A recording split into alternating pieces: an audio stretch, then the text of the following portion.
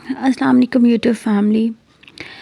میں نے آپ کو ایک عمران خان کی میں نے اس سے پہلے ایک ویڈیو بنائی ہے جس میں آپ کو ایک سٹوری سنا رہی تھی، جس میں ایک طوائفہ تھی جس کا نام بلبل تھا جی۔ تو اس کا پارٹ 2 سٹارٹ کرتے ہیں، جہاں پہ لڑکے کو بہت زیادہ شرمندگی ہو رہی ہوتی ہے اور وہ چاہتا ہے کہ کہیں زمین پھٹے اور اس میں سما جاؤں۔ وہ اس حد تک اس ٹائم پہ شرمندہ ہوتا ہے۔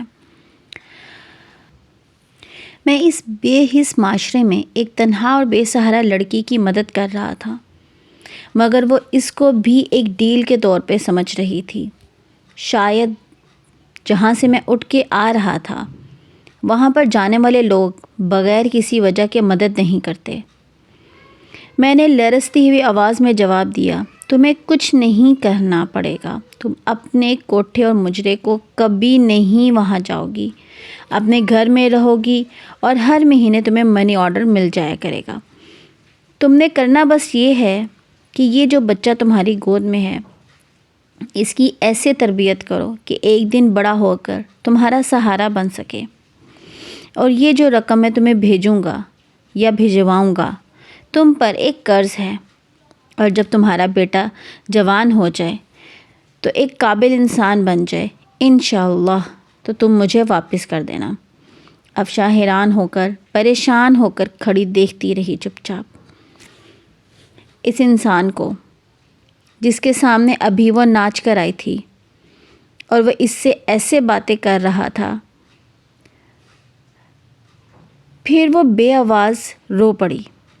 مجھے وہاں سے جانا پڑا، میں رک نہیں سکتا تھا وہاں پہ۔ مجھے سمجھ نہیں آ رہا تھا کہ میں افشاں کو کس طریقے سے حوصلہ دوں۔ آخر کار میں وہاں سے چلا گیا۔ میں نے افشاں کا گھر کا پتہ لیا اور اس سے ایک وعدہ لیا کہ تم کبھی نہیں مجرا کرو گی، اور یہ کہہ کر وہاں سے چلا گیا۔ سارے راستے میں یہی سوچتا رہا، مجھے تم سے کچھ نہیں چاہیے، مجھے تم سے کچھ بھی نہیں چاہیے۔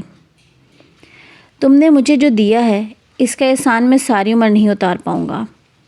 تم نے مجھ میں دفن اس انسانیت کو جگا دیا جو میں دولت کی دھن میں بھول چکا تھا۔ میرے بچے جوان ہو گئے تھے، زندگی اتار چڑھاؤ کے ساتھ مسلسل چل رہی تھی۔ ایک شام چھٹی کے دن جب میں اپنے گھر میں موجود تھا تو ملازم نے آ کر مجھے بتایا کہ ایک عورت اور اس کے ساتھ ایک جوان لڑکا آپ سے ملنے آیا ہے۔ کون ہے معلوم نہیں صاحب، پہلی بار ان کو دیکھا ہے، ملازم نے کہا۔ مؤدبانہ لہجے میں جواب دیا، اچھا انہیں ڈرائنگ روم میں بٹھاؤ، میں آ رہا ہوں۔ کون ہو سکتا ہے، میں یہی سوچتے ہوئے ڈرائنگ روم کی طرف بڑھا۔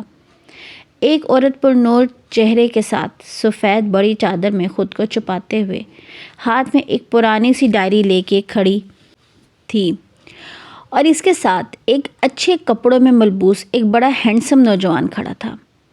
اس لڑکے کو میں جانتا تھا، وہ ہمارے علاقے کا نیا DSP احمد تھا۔ سلام سیٹھ جی، میں افشاں ہوں اور یہ میرا بیٹا ہے۔ جو ہی افشاں کا نام لیا میرے ذہن میں ماضی کا وہ چہرہ گھومنے لگ گیا، اور پھر مجھے پہچاننے میں دیر ہی نہیں لگی کہ وہ افشاں تھی۔ آپ مجھے پہچان گئے ہیں نا؟ میں نے سر ہلاتے ہوئے ہاں کا جواب دیا۔ ان کو بیٹھنے کا اشارہ کیا۔ افشاں پھر اپنے بیٹے سے مخاطب ہو کر بولی، احمد بیٹا، یہی ہیں وہ مسیحا جن کی بدولت تمہاری ماں گندگی کی دلدل میں گرتے گرتے نکلی، اور یہی تمہاری پڑھائی کا ذریعہ ہے، جن کی بدولت میں تمہیں یہاں تک پڑھانے کے قابل ہوئی۔ میں ان کو جانتا ہوں امی جان، ان کا شمار ہمارے علاقے کے معزز ترین افراد میں ہوتا ہے، مگر میں یہ نہیں جانتا تھا کہ مجھے اس مقام پر لانے میں ان کا کردار سب سے اہم ہے۔ وہ ڈائری میں لکھا حساب چکتا کر کے چپ چاپ شکریہ کے ساتھ وہاں سے چلی جاتی ہے۔